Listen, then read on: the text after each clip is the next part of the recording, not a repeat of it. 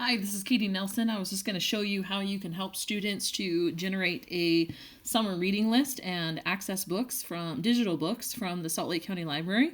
So what I like to do with students is bring them to the Overdrive website, slco.overdrive.com.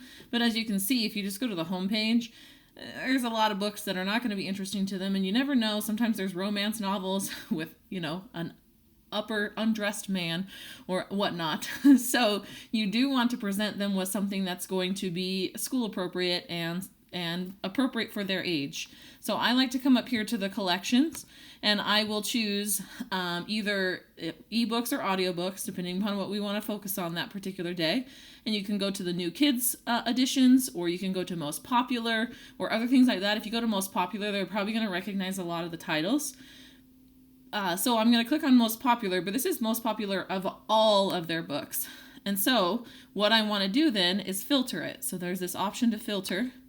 So I'm going to come down here and I'm going to choose interest levels, and I'm going to choose middle grades 4 through 8. And you'll notice that it generates this new web address.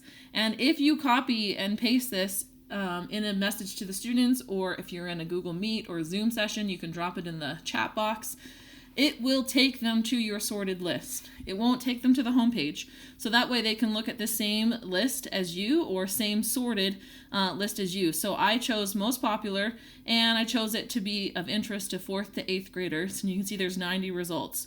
A lot easier for the students to manage, a lot less for them to click through to try to find something. And so then what I'll have them do is choose one that they want to potentially read. And if they have a library book, they can be signed in and they can check it out right away. But even if, not library book, library card. But even if they're not signed in, or they can't remember how to sign in yet, or have not yet signed up for their library card, they can have one at their age. Then what you can do is you can click on the book. It doesn't have to be available, but then you can click read a sample if it's an ebook. And so then it'll give you the first, 20 pages or so that you can look through and read. So this gives them a chance to start reading it and see if it's right for them. And there's lots of strategies for determining if it's right for them or not, in regards to, is it readable for them. Another thing that I like to do then would be then to search, for example, graphic novels. Graphic novels are really popular, especially with emerging readers. So I'll search graphic novels and do the same thing. So you can see they have 1,600 graphic novels to choose from, but I want to make sure that it is age appropriate for the students. So again, I'll come down here, I'll choose to filter it, and I'll come down and I'll choose interest levels, middle grades 4 through 8. And now I have only 535 to choose from, still a lot, but these are fun for the students to preview, because if students are like, I don't want to read a chapter book, it's really easy to try to convince them to read a graphic novel instead. So you can choose a book and, again, read a sample, and they can look and see if this is going to be right for them and see what the book is going to look like before they check it out, especially if it's not yet available and they have to put it on a hold. This will help sell them like, yeah, it's worth it. I'll put it on hold, a hold request, and I'll wait until it's available to read it. So that will give them an idea of whether or not this is the book for them. So again, you can do the same thing with audiobooks. So I'm going to choose audiobooks that are most popular.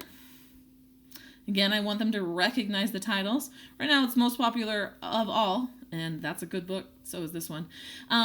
But we want to make sure that it is just a bunch that they might recognize or want to read, or it be on their level. So again, I filter, choose middle grades 4 through 8.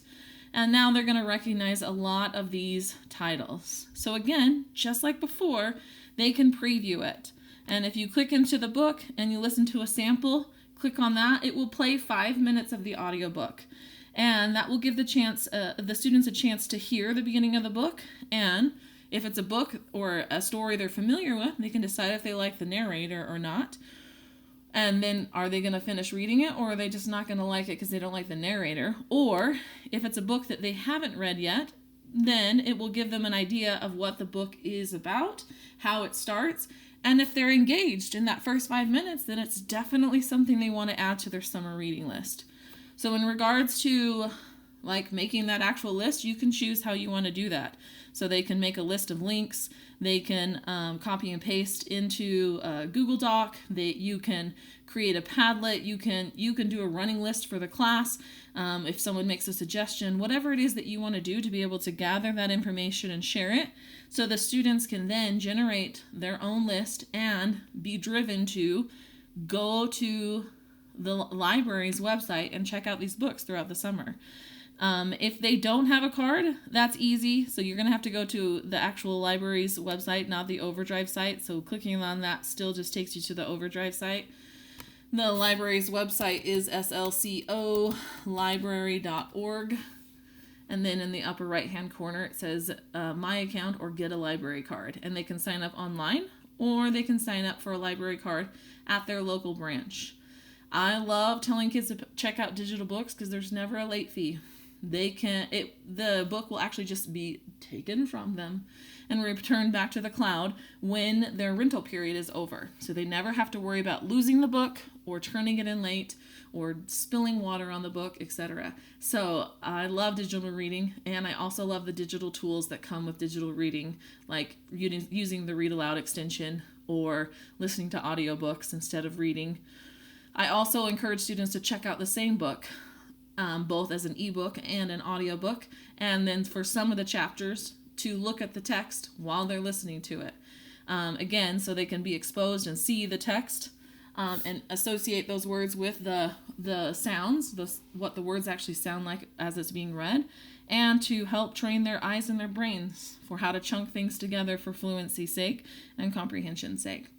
So I hope that you will help students to generate a summer reading list by helping them manage the options that are here on the Salt Lake County Library's website.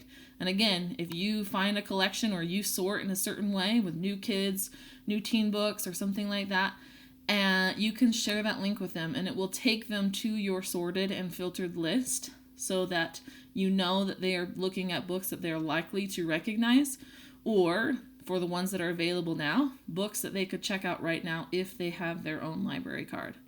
All right, thanks for learning with me.